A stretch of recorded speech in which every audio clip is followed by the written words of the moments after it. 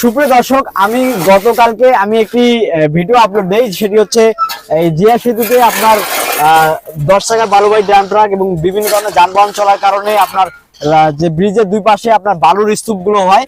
আর সেই ভিডিওটি আমাদের খানসামা উপজেলার যে আলোকঝাড়ি ইউনিয়নের স্বেচ্ছাসেবক দলের সদস্য ফারুক ভাইয়ের সুনজরে আসেন। আপনার যে বালুগুলো যেগুলো রয়েছে ব্রিজের দুই পাশে, সেই বালুগুলো কিন্তু পরিষ্কার করতেছে। আমরা সেই বিষয়টা কিন্তু এখানে দেখতেছি। আসলে খুব ভালো লাগতেছে যে আসলে এই ব্রিজটা পরিষ্কার হলে যেটা সুবিধা হবে যে আপনার যানবাহন চলাচলের পাশাপাশি যে সব সচরাচর মানুষেরা এই ব্রিজ দিয়ে দুই পাশে ফুটপাথ দিয়ে যে হাঁটাচলা করে, বা এখানে কিন্তু অনেক ধুলো চোখের মুখে নাকে এগুলো যে যায়। আমি সাধুবাদ জানাই ফারুক ভাইকে যে এত সুন্দর একটি উদ্যোগ নেওয়ার জন্য। আমরা একটু ফারুক ভাইয়ের সাথে কথা বলবো, আসলে কি কারণে আর কি এত সুন্দর উদ্যোগটা নেওয়া, সেই বিষয়ে একটু আমাদের সাথে একটু কথা বলা যাবে কিনা ভাই? 2006 সালে এই ব্রিজটি উদ্বোধন করেছিল আমাদের দেশ নায়ক, রাষ্ট্রনায়ক জনাব মোহাম্মদ তারেক রহমান। যে জিয়া সেতু নামকরণ করা হয়েছিল জিয়া সেতু, সেটা ফ্যাসিস্ট সরকারের আমলে নামকরণ করা হয়েছিল আটকাই সেতু। যাই হোক, 5ই আগস্টের পর ফ্যাসিস্ট সরকার বিদায় নেওয়ার পর ব্রিজটি অবহেলিত ছিল। এর আগেও ছিল, 5ই আগস্টের আগেও ছিল, প্লাস পরেও ছিল।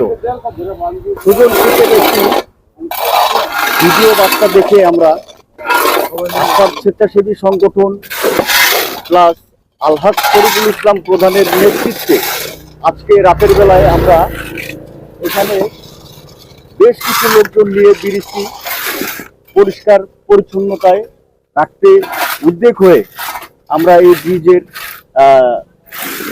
দেখছেন যে বিগত ভিডিওতে, সেটা হচ্ছে যে ব্রিজে কিরকম বালু ছিল, কিরকম আবর্জনা ছিল, আমরা চেষ্টা করতেছি সেটা নির্মূল করার জন্য। মোহাম্মদ আখতারুজ্জামান মিয়া ভাই, যার নেতৃত্বে এই ব্রিজটি আমরা পেয়েছিলাম, আমরা সাধুবাদ জানাই তাকে।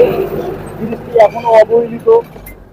ব্রিজটিতে দেখতে পাচ্ছেন, সুজন একটু দেখাও ব্রিজের যে অবস্থা, আপনারা দেখেন ব্রিজের যে অবস্থা, সেখানে আপনার কোনো রকম কোনো রকম কাজই করা হইতো না, বা কোনো রকম সংস্কার করা হইতো না। আমি সবার দৃষ্টি আকর্ষণ করব, প্লাস আমার নেতা, আমার রাজনৈতিক অভিভাবক আখতারুজ্জামান মিয়া ভাইয়ের কাছে আমার একটাই অনুরোধ থাকবে, আপনি এই ব্রিজটির দিকে একটাবার দেখেন। যে ব্রিজটি আপনি এত কষ্ট করে, এত পরিশ্রম করে আমাদেরকে উপহার দিয়েছিলেন, সেই ব্রিজের অবস্থা। তো যাই হোক, সবাইকে ধন্যবাদ, আমার নেতাকে ধন্যবাদ। আমি 1 নম্বর আলোকঝাড়ি ইউনিয়নের স্বেচ্ছাসেবক দলের সদস্য পদে আছি। আমার নেতাদের লোকমান ভাই, আসাদ ভাই, সবাইকে আমি ধন্যবাদ জানিয়ে আমি আমার কথা এখানে শেষ করছি। আর বিশেষ করে আকাশ ভাই প্লাস আমার জেলার নেতা মিলন ভাই, এনাদের জন্য আপনারা দোয়া করবেন, তারা যেন ভালো থাকে এবং আগামীতে আমাদেরকে আরো উজ্জীবিত করে, এই প্রত্যাশা করি। আপনাদের সকলকে ধন্যবাদ। আল্লাহ হাফেজ। ধন্যবাদ স্বেচ্ছাসেবক দলের সদস্য আলোকঝাড়ি ইউনিয়নের ফারুক ভাইকে। আসলে এই যে তার যে উদ্যোগ, এই উদ্যোগকে সাধুবাদ জানাই। এবং আরো একটি বিষয় জানাতে চাই যে এই জিয়া সেতু বিভিন্ন দিক থেকে অবহেলিত। তার ভিতরে আমরা বিভিন্ন উপজেলায় ঘুরেছি। উপজেলার ছোট ব্রিজ হলেও সেই ব্রিজগুলোর অনেক সাজসজ্জা বা ল্যাম্প পোস্টে কিন্তু অনেক ভরপুর। কিন্তু এত বড় দিনাজপুর জেলার ভিতরে সব থেকে বড় একটি সেতু জিয়া সেতু, এই জিয়া সেতুতে করুণ অবস্থা। হাতে গোনা 4টা ল্যাম্পপোস্ট আছে, সেই ল্যাম্পপোস্ট গুলো জ্বলে না। আপনারা হয়তো বা ভিডিওতে দেখতে পাচ্ছেন, ব্রিজটি অন্ধকার। বলা যায় না রাতের অন্ধকারে যারা বিভিন্ন জায়গা থেকে এই ব্রিজ পারাপার হয়, হয়তো বা ব্রিজের মাঝখানে বা ব্রিজের কোনো এক জায়গায় ছিনতাইকারীর কবলেও পড়তে পারে।